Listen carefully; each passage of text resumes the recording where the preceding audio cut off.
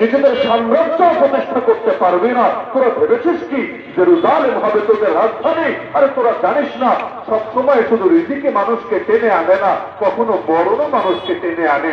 বরং যেই জমিনে লেখা থাকে মানুষ পারে না সেখানে না গিয়ে থাকতে, আপনার বরং যদি লেখা থাকে চিটাগাং, সারা জীবন যদি মাদারীপুরের বাইরে কত খাও ফেলেন, তবুও দেখবেন শেষ জীবনে কিভাবে কিভাবে জানি চিটাগাং চলে গিয়েছেন। তো পাগলরা ভেবেছে কি যে আল আকসা অথবা জেরুজালেমকে ওরা বানাবে ওদের রাজধানী, ওদের রিজিক ওদেরকে টেনে এনেছে?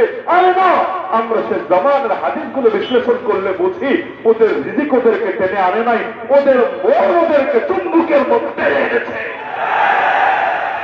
কারণ ওরা কোন মুসলমানের বিরুদ্ধে লড়াইয়ে নামে নাই, ওর রব্বুল আলমিনের বিরুদ্ধে লড়াইয়ে নেমেছে।